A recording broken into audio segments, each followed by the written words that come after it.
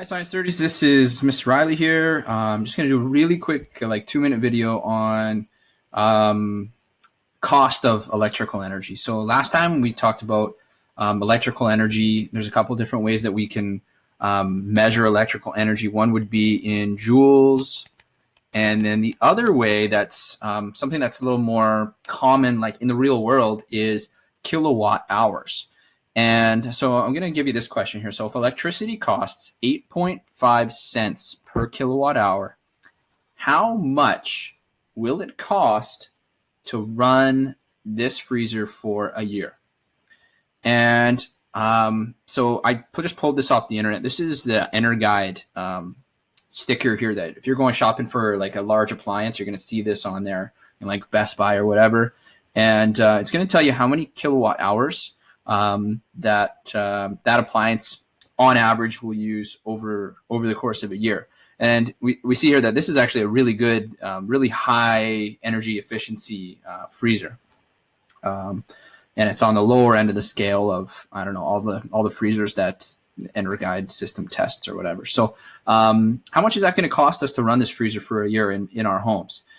So I used 8.5 cents per kilowatt hours. I mean, approximately the cost of electricity in Alberta goes up and down, but approximately, between, 7 and 10 cents, 6 and 10 cents per kilowatt hour. And that doesn't sound like very much, but let's see how much this freezer will cost for us. So if it is 399 kilowatt hours per year of energy to run that freezer, we're going to multiply that by how much it costs for each of those kilowatt hours. So I'm going to multiply that by, 8.5 cents per kilowatt hour. And we see here in this formula that that's a highlighter. My kilowatt hours are going to cancel out. I got one on the top, one on the bottom, and I'm going to end up with cents per year. So let's do the math here. 399 times 8.5. So I'm going to take my handy calculator here. 399 times 8.5. 3,391.5. And now it's not like I'm going to go to the store and be like, hey, it's 3,391.5 cents.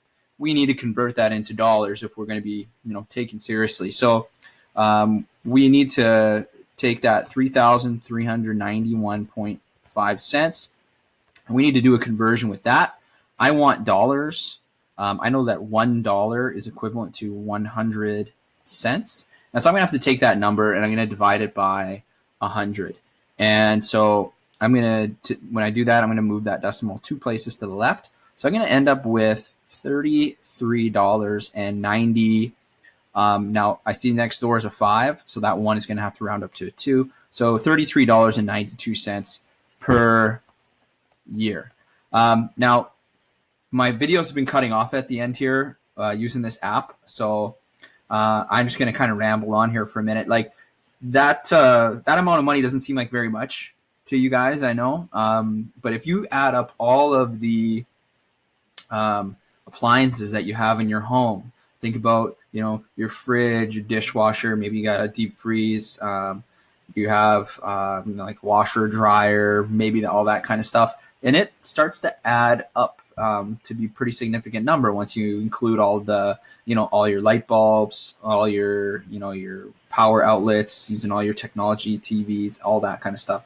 So it really does start to add up. So, I mean, choosing appliances that have a low EnerGuide number not only saves you money, but I mean, since we get our electricity from coal in this province, it also helps to save carbon and sulfur emissions from going up into the atmosphere.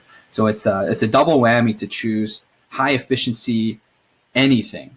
So you want to have the highest efficiency as you can get, and this is a pretty good freezer, I guess. So hopefully this video doesn't cut off.